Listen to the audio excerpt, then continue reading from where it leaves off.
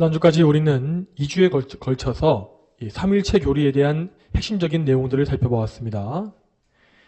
우리가 이제까지 삼일체를 공부했던 것은 곧 이 사도신경으로 들어가기 위한 기초 지식을 가지기 위함이었습니다. 이 사도신경은 크게 세 부분으로 나뉘어서 이 성부, 성자, 성령에 대한 신앙 고백들을 각각 담고 있다고 했습니다. 그렇기 때문에 만일 우리가 이 삼위일체에 대해서 먼저 배우지 않는다면 이 사도신경을 배울 때에도 이 성부와 성자와 성령을 이 한 분으로 보지 않고 따로따로 나누어서 생각하게 될 위험이 있는 것이죠. 그러므로 우리는 이 삼일체 교리를 통해서 우리가 믿는 하나님이 누구신지를 먼저 살펴본 것입니다. 하나님은 구별되어진 세 인격체, 곧 삼위로 존재하시지만 동시에 한 본질을 공유하시는 분입니다. 그러므로 그분은 세 명으로 따로따로 나누어지는 것이 아니며 유일하신 하나님이시라고 동시에 불릴 수 있는 것입니다. 이것이 바로 우리가 믿고 있는 삼위일체의 진리입니다. 자, 이제부터 우리는 이 사도신경의 내용들을 하나하나 살펴볼 것입니다. 이번 주와 다음 주에 우리는 먼저 성부 하나님에 대한 교리문답을 공부하게 됩니다. 이 성부 하나님께 주로 돌려지는 사역은 창조와 섭리입니다. 그래서 오늘 우리는 먼저 하나님의 창조를 중점적으로 살펴보게 될 것이고, 다음 주에는 성부 하나님의 섭리에 대해서 보게 될 것입니다. 그러면 오늘 요리문답을 같이 읽어보겠습니다. 오늘은 제26문을 묻고 답하겠습니다. 네, 제가 먼저 질문하겠습니다. 26문입니다.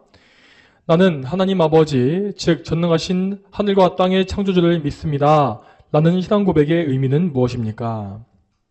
하나님은 우리 주 그리스도의 영원한 아버지이시며 그분은 무에서 하늘과 땅과 그 안에 모든 것을 만드셨으며 자신의 영원한 경륜과 섭리로 보존하시고 다스리시는 분입니다. 그의 아들 그리스도 때문에 나의 하나님이시며 아버지이십니다. 나는 전적으로 하나님을 의지하며 하나님께서 나의 영혼과 몸을 위해 필요한 모든 것을 공급해 주실 것을 의심하지 않습니다. 더욱이 눈물의 골짜기에서 나에게 일어난 모든 악들을 나의 유익이 되도록 바꿔주실 것을 믿습니다. 왜냐하면 전능하신 하나님께서는 이 일을 하실 수 있으시며 기꺼이 하실 신실하신 아버지시기 때문입니다. 아멘. 하이델베르그 요리문답을 잘 보면 이것을 작성한 선조들의 신앙의 깊이가 얼마나 대단한지를 알 수 있습니다. 그분들은 이 종교개혁 시대의 많은 혼란과 박해 속에서도 이렇게 풍성하고 깊이 있는 작품을 만들어낸 것입니다. 그분들은 참으로 하나님을 아는 사람들이었고 정말로 하나님을 사랑하며 또한 신뢰하는 경건한 신앙을 소유한 하나님의 백성이었습니다. 그분들이 보여준 신앙의 길을 잘 따라가기 위해서 우리 역시 이 믿음의 기초를 온전히 닦아나가길 원합니다. 우리는 사도신경에서 성부 하나님에 대해서 이러한 고백을 합니다. 나는 하나님 아버지, 즉 전능하신 하늘과 땅의 창조주를 믿습니다. 라고 합니다. 여기에서 우리는 하나님께서 우리의 아버지이심을 고백하고 그분의 전능하심과 또한 그분의 창조주이심을 고백하고 있습니다. 그리고 우리는 그러한 아버지 하나님을 믿는다라고 말하지요. 사도신경의 라틴어 원문에는 나는 믿는다라는 이 말이 가장 앞에 나와서 제일 강조되어 있다고 합니다. 즉 기독교 신앙은 이 믿음을 강조하는 가운데 우리의 믿음의 대상이 누구신지를 정확히 알아야 한다라고 말하고 있다는 것입니다.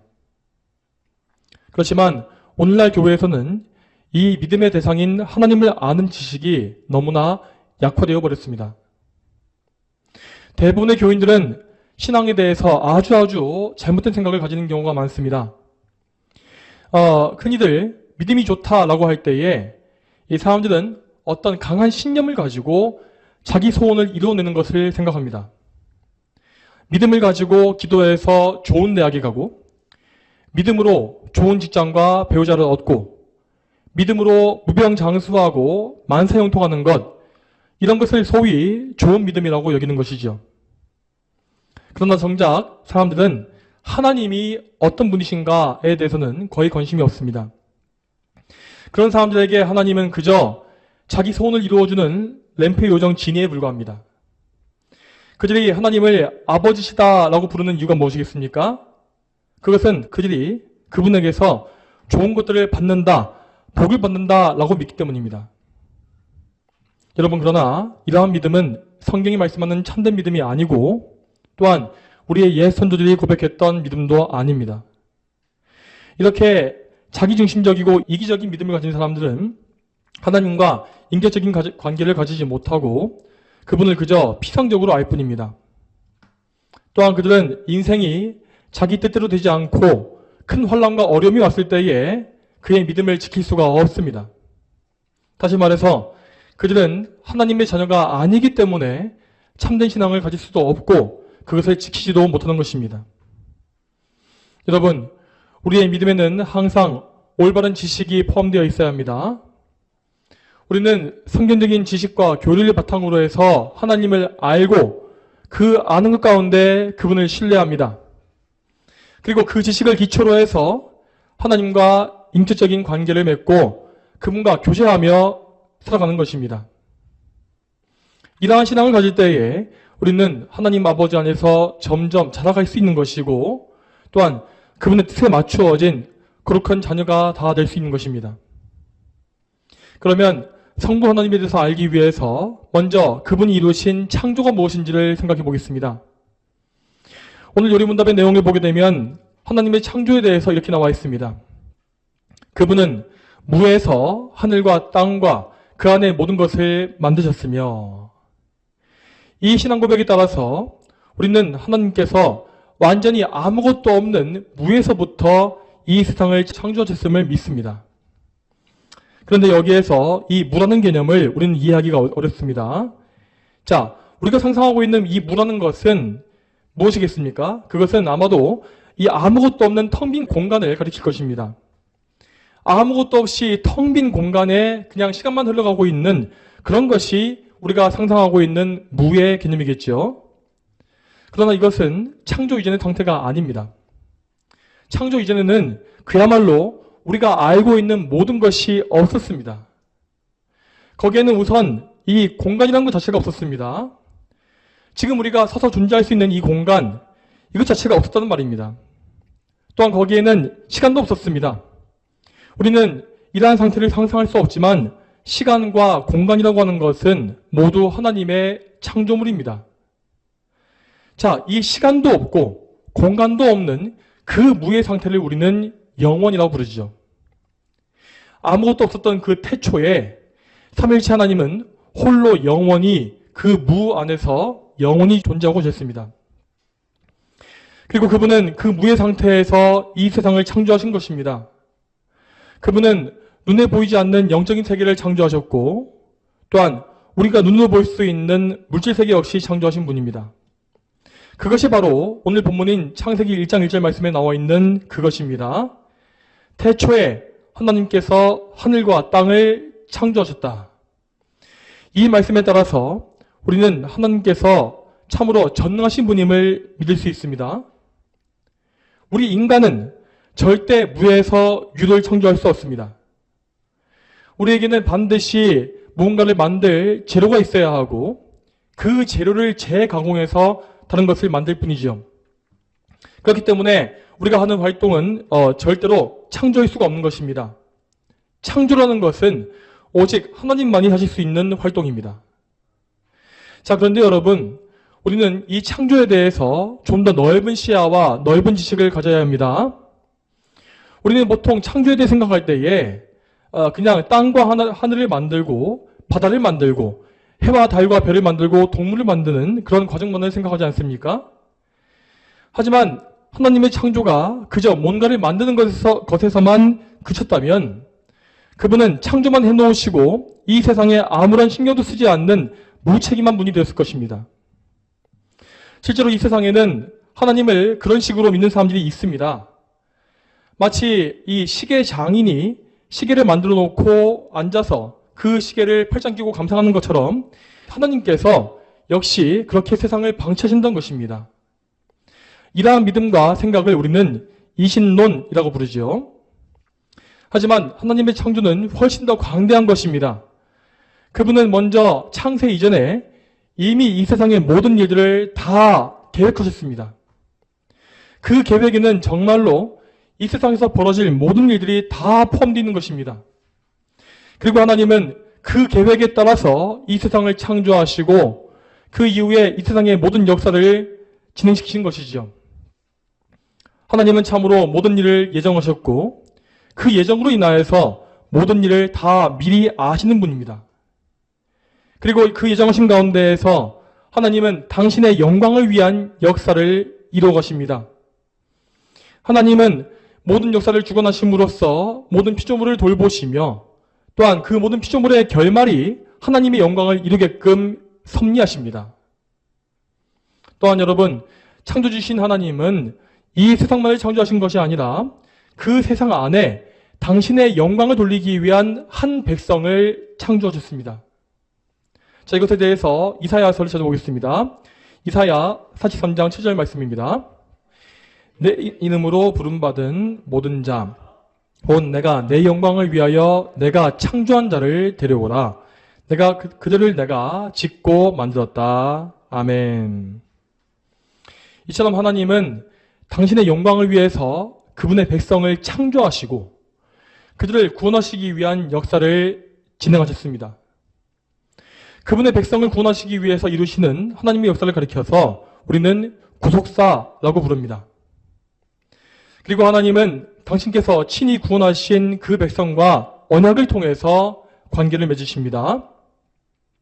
그분은 그 언약 속에서 모든 구원의 은혜를 그분의 백성에게 베풀어 주시고 친히 그들의 하나님이요 그들의 아버지가 되어주시는 것입니다.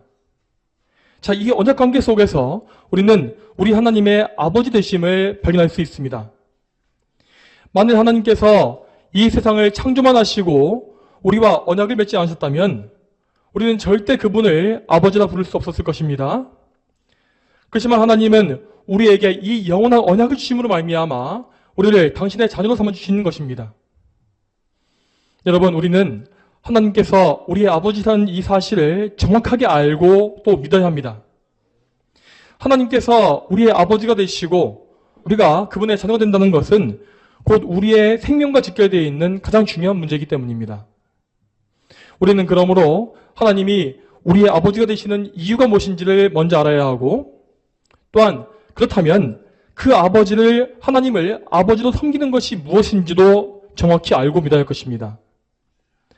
그러면 방금 말씀드린 것 중에 첫 번째로 하나님께서 우리의 아버지가 되실 수 있는 이유에 대해서 먼저 생각해 보겠습니다.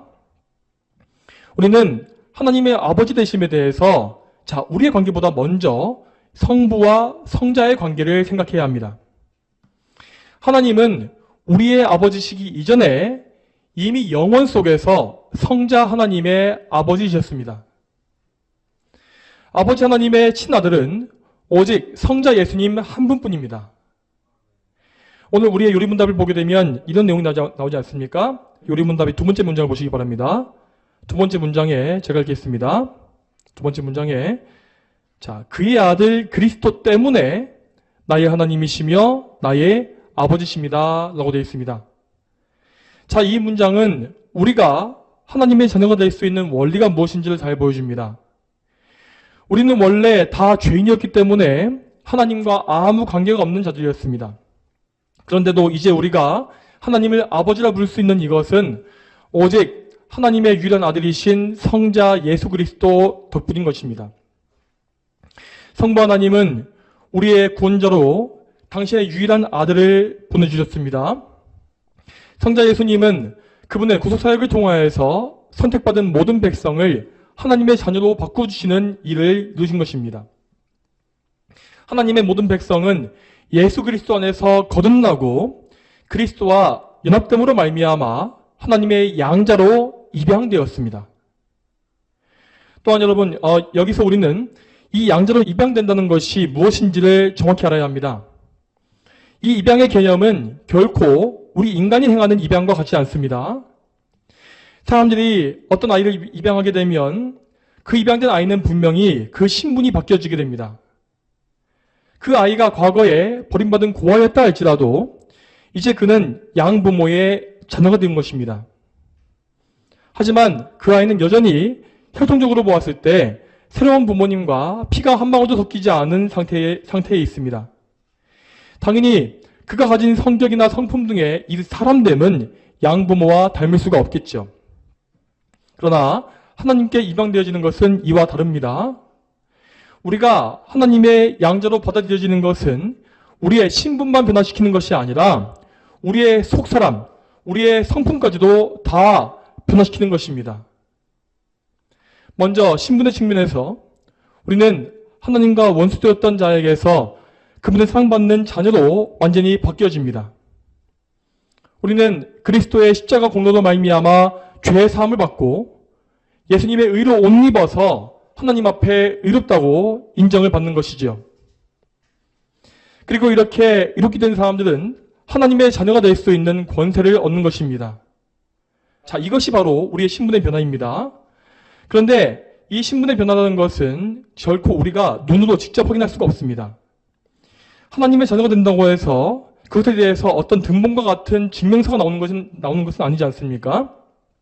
그러므로 이 신분의 변화를 확인하기 위해서는 그 사람에게 맺히는 열매가 무엇인지, 그 사람에게 일어나는 변화가 무엇인지를 확인해야 하는 것입니다. 여기에서 우리는 하나님께 입양되어지는 것의 신비를 볼 수 있습니다. 하나님은 우리를 입양하실 때에 우리를 그분의 아들과 연합되게 하십니다. 예수님은 우리의 머리가 되시고 우리는 그리스도의 몸의 지체가 되는 것이죠. 이 연합의 관계 속에서 우리는 그리스도의 거룩한 성품을 전가받게 됩니다. 이렇게 그리스도의 은혜로 말미암아 우리가 그분의 성품을 따라가는 것, 이것을 가리켜서 우리는 성화라고 부릅니다. 그러므로 우리는 이 원리에 따라서 우리 자신을 돌아볼 수 있어야 합니다. 여러분은 여러분 자신이 하나님의 자녀임을 믿으십니까? 그렇다면 여러분에게서는 이 성화의 열매가 반드시 나와야 합니다.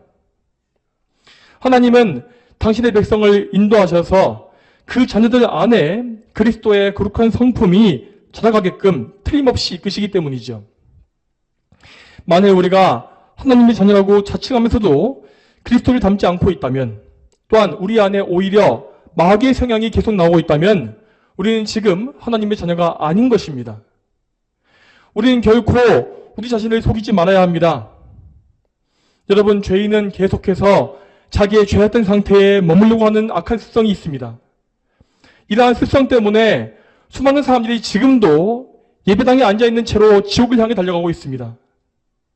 그들은 죄를 책망하지 않는 설교를 들으면서 계속 영적으로 잠들어 있고 거짓된 평안에 빠져 있습니다. 여러분, 이 설교를 들으신 분들 중에는 이런 분이 없길 바랍니다. 여러분은 속히 잠에서 깨셔야 합니다.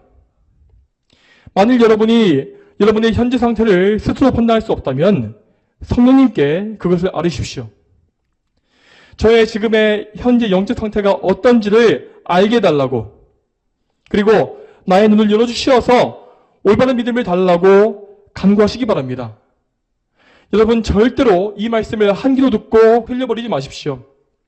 여러분이 정말로 하나님의 자녀가 되지 못했다면 여러분은 결국에 하나님과 원수로 살다가 망할 수밖에 없는 것입니다.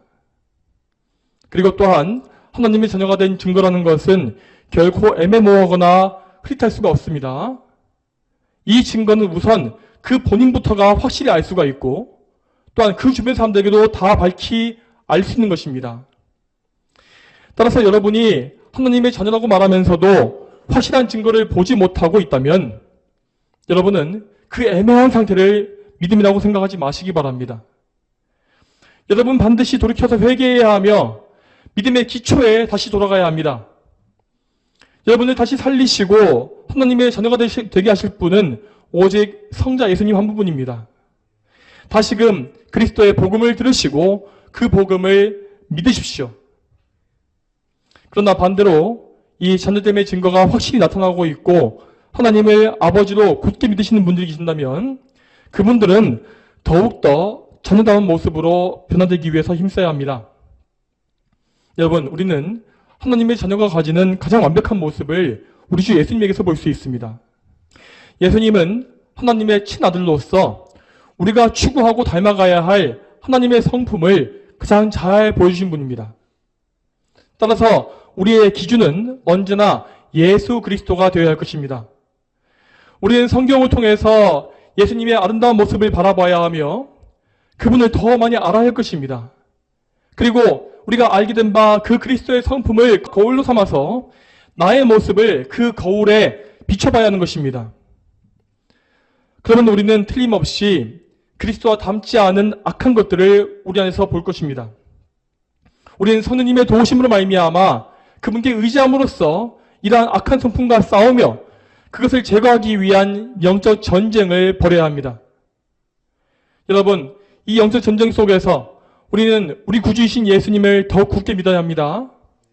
왜냐하면 우리가 거듭될 수 있는 능력이 예수 그리스도께 있기 때문입니다. 예수님은 우리를 구원하시고 또한 우리를 거룩하게 하시기 위해서 우리의 머리가 되어주신 분입니다. 우리는 믿음으로 말미암아 성자 예수님과 연합되었다고 했습니다. 우리는 이 연합의 관계 속에서 예수님 안에 거하게 되고 그분 안에서 계속 생명의 양분을 먹으면서 자라가는 것입니다. 마치 신생아가 자라서 어린이가 되고 어린이가 장성해서 성인이 되는 것처럼 하나님의 자녀는 영적으로 무럭무럭 자라가야 합니다. 이러한 영적 성장을 통해서 우리는 더욱더 하나님의 뜻에 맞는 삶을 살게 되고 또한 하나님의 형상을 닮은 거룩한 성도로 그분의 자녀로 세워져가는 것입니다. 이렇게 그리스도 안에서 자라가는 자녀들을 아버지 하나님은 참으로 기뻐하십니다. 자, 그러면 지금은 잠시 화제를 바꿔서 이 다른 주제를 말해보겠습니다. 자, 그것은 우리의 가정생활과 자녀 교육에 대한 이야기입니다. 여러분, 하나님은 당신의 아버지 되심을 가르치기 위하여서 우리에게 가정이라고 하는 훌륭한 질서를 만드셨습니다. 그리고 그 가정 안에는 하나님의 아버지 되심을 보여주는 본딴 아버지가 존재하지 않습니까? 그러므로 부모는 가정생활에서 성부 하나님의 거룩한 성품을 보여줄 수 있어야 합니다. 자녀들은 성경과 교리교육을 통해서만 하나님을 배우는 것이 아닙니다. 아이들은 그들이 보는 부모의 모습을 통하여서 특히 아버지의 모습을 통해서 성부 하나님의 모습이 무엇인지를 배우게 됩니다. 왜냐하면 어린아이들은 아직 신앙이 없기 때문에 눈에 보이는 바 아버지를 통해서 경험적인 교육을 먼저 배우기 때문입니다. 그렇기 때문에 여러분, 믿음의 아버지가 된다는 것은 정말로 어려운 일입니다. 어린아이들은 자기 친아버지를 통해서 하나님의 아버지 되심의 이미지를 먼저 봅니다. 그렇기 때문에 아버지가 잘못된 역할을 하는 가정에서 자란 아이들은 아버지 하나님을 알고 믿는 데 상당한 어려움을 겪게 되는 것입니다. 그러므로 신앙을 가지신 아버지들은 먼저 자기의 모습을 돌아보고 자녀를 대하는 모습에 대해서 회개해야 합니다. 나의 말과 행동과 그 하나하나에서 과연 나는 하나님 아버지의 거룩한 성품을 보여주고 있는가? 하나님 아버지께서 나를 신실하게 대하시는 것과 같이 나 역시 자녀들이 신실하게 대하고 있는가? 하나님의 선하심과 오래 참으심, 또한 그분의 인애가 나에게서 보여주고 있는가? 이러한 것들을 점검하고 철저히 회개해야 하는 것입니다. 만일 우리가 아버지로서 이러한 하나님 아버지의 성품을 보여주지 못했다면 우리는 자녀의 신앙교육에 대해서 심각한 죄를 짓고 있는 것입니다. 그러므로 아버지들은 지금이라도 회개함으로써 성화의 열매를 맺고 자기 아이들에게 아버지 하나님의 성품을 보여줄 수 있도록 힘써야 할 것입니다. 또한 여러분, 하나님의 아버지 되심을 가르치는 일에는 어머니의 역할 역시 매우 중요합니다. 자, 어머니들은 자기의 남편이 하나님 아버지의 성품을 잘 보여줄 수 있도록 그를 위해 많이 기도해야 합니다. 그리고 남편이 가진 권위를 존중하는 자세 역시 반드시 가져야 할 것입니다. 자녀 양육에서 성부 하나님의 모습을 보여주는 것은 비단 아버지에게만 주어진 것이 아니기 때문입니다. 어머니 역시 자녀들에게 성부 하나님을 신뢰하고 존중하는 자세와 믿음이 무엇인지를 보여줘야 하는 것입니다. 만일 집안에서 어머니가 아버지를 무시하거나 그의 권위를 짓밟는 행동을 한다면 자녀들은 그 본을 보고 배울 것입니다. 그리고 그들은 결국 하나님 아버지의 권위를 무시하는 불경건한 자녀들로 자라게 되겠죠. 그러므로 아내들은 자기 남편에게 복종하고 그의 권위를 존중하는 태도를 견지해야 합니다. 혹 남편에게 많은 흠결과 어리석음이 있다 할지라도, 심지어 그가 불신자라고 해도 우리는 그를 존중해야 합니다. 우리는 하나님이 정하신 질서대로 살기 위해서, 또 하나님을 높이기 위해서 인간의 권위 역시 복종하는 것입니다. 여러분, 이러한 회개와 삶의 개혁은 늦었다 할지라도 행해야 하는 일입니다. 더 늦기 전에 하루라도 빨리 회개하고 하나님 앞에서 우리 자신을 개혁해야 하는 것입니다. 이렇게 함으로써 우리는 우리의 가정을 하나님의 뜻에 맞게 바로 세우고 우리의 자녀를 거룩한 신앙인으로 세울 수 있는 그런 열매를 맺게 될 것입니다. 자, 그러면 다시 교리문답의 내용으로 돌아오겠습니다. 오늘 교리문답은 하나님을 아버지로 믿고 신뢰하는 것이 무엇인지를 이렇게 말하고 있습니다. 나는 전적으로 하나님을 의지하며 하나님께서 나의 영혼과 몸을 위해 필요한 모든 것을 공급해 주실 것을 의심하지 않습니다. 더욱이 눈물의 골짜기에서 나에게 일어난 모든 악들을 나의 유익이 되도록 바꿔주실 것을 믿습니다. 왜냐하면 전능하신 하나님께서는 이 일을 하실 수 있으며 기꺼이 하실 신실하신 아버지시기 때문입니다. 아멘. 오늘 설교의 앞부분에서 우리는 하나님이 전능한 창조주이심을 배웠습니다. 그런데 그분의 전능하심은 우리의 삶에도 직접적인 연관이 있습니다. 왜냐하면 그 하나님께서 전능하신 능력을 통해서 우리를 인도하시며 도우시고 공급해 주시기 때문이죠. 그분은 절대 인색한 분이 아니시며 우리에게 항상 풍성한 은혜를 베푸시는 우리의 아버지십니다. 그러면 우리가 그분의 전능하심을 믿고 신뢰하는 것은 또 무엇이겠습니까? 여러분, 지금 우리는 시간 속에서 살고 있고 시간에 늘 매여 있습니다. 그렇기 때문에 우리는 당장 1분 후에 무슨 일이 있을지를 전혀 모릅니다. 사실 우리 인간에게는 모든 것이 다 불확실하고 모든 것이 불안할 뿐이죠. 그래서 이 미래에 대해서 걱정이 많은 분들은 이 불안감 때문에 잠도 제대로 자지 못하는 경우가 허다합니다. 그러나 그러한 걱정은 하나님 아버지를 모르는 사람들에게만 어울리는 것입니다. 우리는 성도로서 전능하신 하나님의 자녀로서 입양된 사람들입니다. 우리의 아버지는 우리와 다르게 시간 밖에 계신 분이며 이 세상의 모든 일들이 다 그분께는 현재로서 그분의 한눈에 한손에 다 들어와 있습니다. 자, 이 사실에 대해서 이 성경 말씀을 보겠습니다. 누가복음 20장 37절과 38절입니다. 죽은 자들이 살아나는 것에 대해서 모세도 가시덤불 이야기에서 보여주었는데 그는 주님을 아브라함의 하나님, 이삭의 하나님, 야곱의 하나님이라고 불렀으니 하나님은 죽은 자들의 하나님이 아니라 살아있는 자들의 하나님이시다. 하나님께는 모든 자들이 살아있기 때문이다. 아멘. 이 말씀은 우리 하나님의 영원하심을 잘 보여주고 있습니다. 우리가 보기에 아브라함과 이삭, 야곱은 이미 수백 년 전에 죽은 고인들입니다.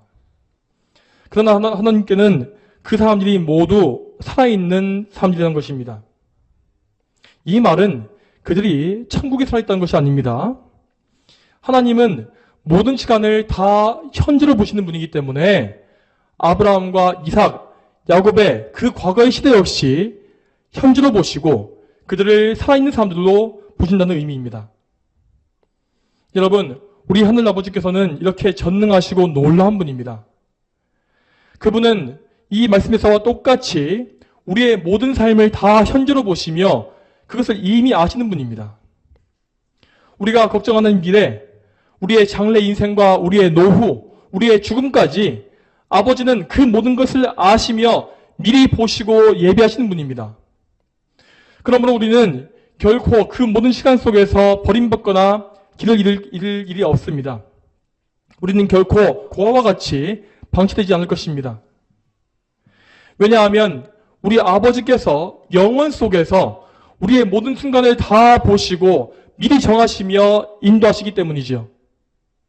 우리는 그러므로 언제 어떤 상황을 맞이한다 할지라도 하나님을 신뢰할 수 있습니다. 여러분, 그런데 우리가 살다 보면 정말로 하나님께서 우리를 방치하신 것 같은 상황에 처할 때가 있지 않습니까? 하나님께서 우리를 버리신 것 같고 우리를 떠나신 것 같은, 또 우리를 완전히 외면하신 것 같은 그런 때가 우리에게 반드시 있을 것입니다. 그러나 그러한 순간에도 하나님은 그때도 여전히 우리와 함께 계십니다. 그분은 우리의 모든 일들을, 그것이 무엇이라 할지라도 이미 창세전에 다 작정하셨습니다. 그리고 그 작정은 무조건 선하고 또 의롭습니다. 우리가 참으로 하나님께 택함받은 존재이고 그리스도를 구주로 믿는다면 우리는 영원토록 하나님의 선하신 계획 안에만 있는 것입니다. 따라서 하나님은 기가 막힐 웅덩이와 파멸의 순환에서도 우리를 건지십니다. 왜냐하면 그분은 전능한 창조주이시며 우리의 아버지시기 때문이죠. 또한 여러분, 오늘 이 요리문답은 우리의 인생을 가리켜서 눈물의 골짜기라고 부르고 있습니다. 정말 이 표현이 얼마나 정확한지 모릅니다. 우리가 구원받은 성도다 할지라도 우리의 인생은 정말 많은 눈물과 고생과 탄식으로 가득합니다. 오죽하면 우리가 천국에 올라갔을 때에 주님께서 우리의 눈에서 눈물을 닦아주실 것이다 라고 말씀하셨겠습니까? 이렇게 우리에게, 우리의 인생에 눈물이 가득한 이유는 우리에게 늘 고난이 많기 때문입니다. 특히 성도의 삶에는 오히려 불신자들보다 더 많은 고난들이 있습니다. 왜 그렇겠습니까? 그것은 성도가 하나님의 자녀이기 때문입니다. 하나님은 아버지로서 성도들을 결코 방치하시지 않고 끊임없이 교육하고 훈계하시며 더욱더 거룩한 길로 그를 돌이켜 인도하십니다. 그렇기 때문에 우리에게는 우리를 단련하기 위한 고난이 끊이지 않는 것이죠. 여러분, 이 고난에 대해서 우리는 잘 알고 있어야 합니다. 먼저 우리는 정말 많은 경우에 우리의 죄 때문에 징계를 받습니다. 하나님은 선하신 아버지로서 우리를 악한 죄에서 건지시기 위하여 우리를 훈계하시고 매를 치십니다. 그 책망의 매는 매우 아프고 우리는 죄로 인해서 수단인 후회와 고통을 당할 수밖에 없습니다. 그렇지만 우리 하나님은 우리를 매로 치신 이후에 반드시 싸매어 주시며 우리 죄를 회개하게 하십니다. 여러분, 하나님은 결코 우리를 때리는 것을 즐기는 가학적인 분이 아닙니다. 그분은 매를 때릴 때에도 안타깝고 슬픈 마음으로 자녀를 훈계하는 사랑의 아버지이십니다. 우리는 그러므로 하루라도 빨리 그 아버지의 마음을 알고 헤아리는 그런 성숙한 신앙의 자세를 가져야 할 것입니다. 그래야만 우리는 하나님의 훈계에 대해서 감사할 수 있을 것이고, 또한 매를 맞기 전에 아예 처음부터 죄를 멀리함으로써 훈계의 매를 맞지 않는 그런 지혜롭고 착한 자녀가 될 수 있는 것입니다. 또한 이외에도 이 죄로 인해 당하는 책망 외에도 우리는 때때로 애매하게 고난받는 경우가 또 있습니다. 자, 이것은 우리를 훈련하시기 위해서 허락하시는 고난입니다. 하나님은 그분께서 기뻐하시는 자녀를 더욱더 온전하게 만드시기 위해서 그를 연단과 훈련의 고난으로 이끄십니다. 그런데 이럴 때 우리는 우리가 죄를 지은 것이 딱히 없기 때문에 하나님의 뜻이 무엇인지를 헤아리기가 정말 어려울 것입니다. 여러분, 그렇지만 우리가 아무리 하나님 앞에 온전하다 할지라도 우리에겐 여전히 연단이 필요합니다. 우리가 보기에는 늘 우리 상태가 좋아 보일 것입니다. 하지만 하나님의 눈에는, 그분의 거룩한 눈에는 우리의 죄와 악함이 너무나 훤히 보이는 것이죠. 그러므로 하나님은 우리에게서 그 흠을 제거하시고 더욱더 깨끗하게, 더욱더 거룩하게 만드시기 위해서 우리를 불로 연단해 가시는 것입니다. 그렇지만 여러분, 죄로 인해 당하는 훈계이든지 아니면 성화를 위한 연단이든지 그 모든 상황 속에서 우리는 참으로 많은 혼란과 어려움을 겪을 수밖에 없습니다. 왜냐하면 그 상황들이 우리에게 전혀 선해 보이지 않기 때문입니다. 우리는 때때로 악인들에게 둘러싸여서 괴롭힘을 당할 때가 있고 정말 불의한 일을 당하거나 억울한 피해를 보기도 합니다. 그리고 심지어는 그 악한 일들이 전혀 해결되지 아니하고 불의한 채로 남겨지는 것을 볼 수도 있습니다. 실제로 우리 믿음의 선조들은 그러한 일들을 너무나 많이 겪었습니다. 악인들이 승리하고 의인들이 쫓겨나며 교회가 무너지는 그러한 일들을 우리의 선조들은 정말 많이 보았다는 것입니다. 그러나 하나님 아버지는 그러한 최악의 상황 속에서도 당신의 자녀들에게 굳센 믿음을 주셨습니다. 당장 우리의 눈에 보이는 것이 없고 내 손에 잡히는 것이 없어도 또한 지금 당장은 악이 승리하는 것처럼 보일지라도 우리 아버지는 지금도 이 모든 상황을 철저히 통제하고 계십니다. 그리고 하나님은 당신의 자녀에게 무조건 선한 것만을 주십니다. 절대로 그분은 당신의 자녀가 해를 당하거나 망하도록 방치하지 않으십니다. 하나님은 정말로 100만 가지 악한 일들을 다 가지고도 그 모든 악을 합해서 가장 선한 일을 이루실 수 있는 선하신 분입니다. 그러므로 우리는 하나님의 선하심을 믿고 그분께 전적으로 의지해야 합니다. 하나님이 하시는 모든 일은 항상 옳으며 그분은 언제나 나에게 최선의 것을 주십니다. 비록 지금 내가 초라하고 낮아지며 또한 내가 비참한 죄를 지었다 할지라도 나의 하나님은 전능하신 아버지이시기에 나에게 최선의 것, 가장 좋은 것을 항상 주실 수 있습니다. 여러분, 만일에 이 사실이 잘 믿겨지지 않으신다면 다시 한번 눈을 들어서 우리 주 예수님을 바라보시기 바랍니다.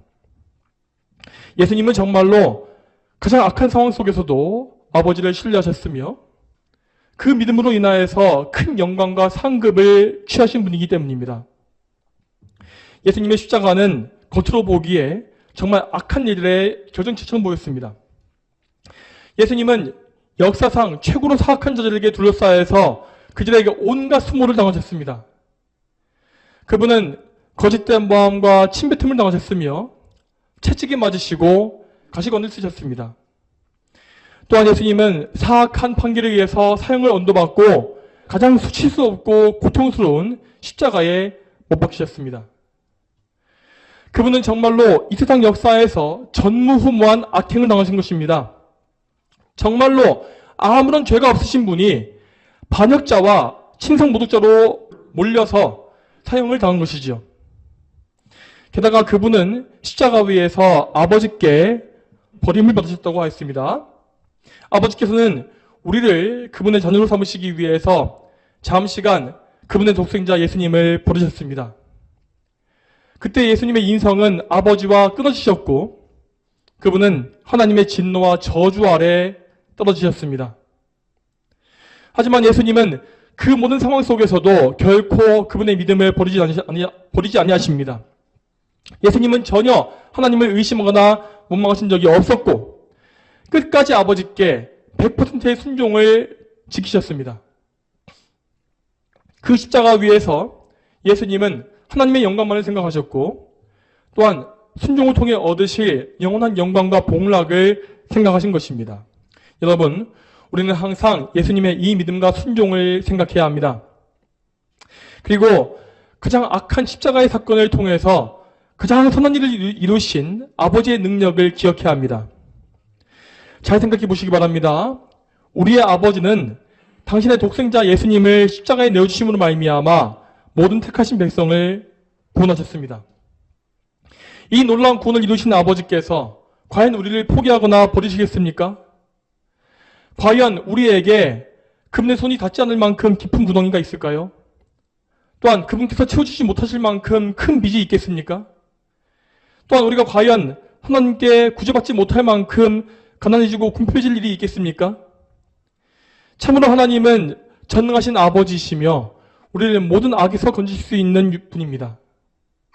또한 그분은 정말로 기꺼이 우리를 구해주실 가장 선하신 아버지십니다. 로마서 8장 32절 말씀에 이렇게 되어 있습니다. 자신의 아들을 아끼지 아니하시고 우리 모든 사람을 위하여 내어주신 분께서 어찌 아들과 함께 모든 것을 우리에게 은혜로 주지 않으시겠느냐. 참으로 하나님은 우리를 위해서 무한한 값어치를 가지신 당신의 아들을 내어주신 분입니다. 그분은 그 사랑하는 아들을 우리에게 주셨고 그 아들 안에서 우리에게 모든 것을 다 주시며 또 앞으로도 주실 것입니다. 아버지의 사랑은 그 어떤 것보다 더 귀하고 강합니다. 이 세상의 그 어떤 것도 그분의 사랑에서 우리를 끊을 수 없습니다. 사랑하는 성도 여러분, 이 사실을 기억하시고 모든 면에서 전적으로 아버지 하나님께 의지하십시오. 그리고 여러분의 삶을 하나님의 영광 위에 바치시기 바랍니다. 그래야면 저와 여러분에게는 아무것도 부족함이 없을 것입니다. 우리는 항상 우리 하늘아버지 앞에 안에서 만족할 수 있을 것이며 풍성한 기쁨과 영광 가운데 하늘나라까지 안전하게 도착할 것입니다. 저와 여러분이 이 사실을 믿음으로써 하나님께 영광을 돌리게 되기를 소망합니다. 함께 기도하겠습니다. 하나님 아버지, 오늘도 하나님의 은혜 가운데에서 이 할리베르그 요리문답의 말씀을 보게 하심에 감사드립니다. 오늘 저희가 하나님의 아버지 되심과 하나님의 전능하신 창조가 무엇인지를 보았습니다. 아버지여, 이러한 귀한 교리와 진리를 통하여서 우리가 우리의 아버지이신 하나님을 더욱더 깊이 알고 더 그분을 더 깊이 사랑할 수 있도록 도와주시옵소서.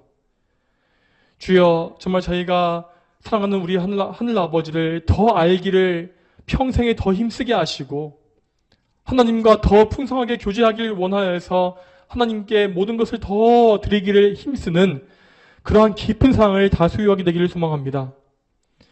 우리에게 오직 하늘아버지만 보이고 정말 하늘아버지 외에 다른 가치가 보이지 아니하는 그러한 풍성한 기쁨과 복된 삶을 누릴 수 있도록 저희 모두를 인도하여 주셨소서.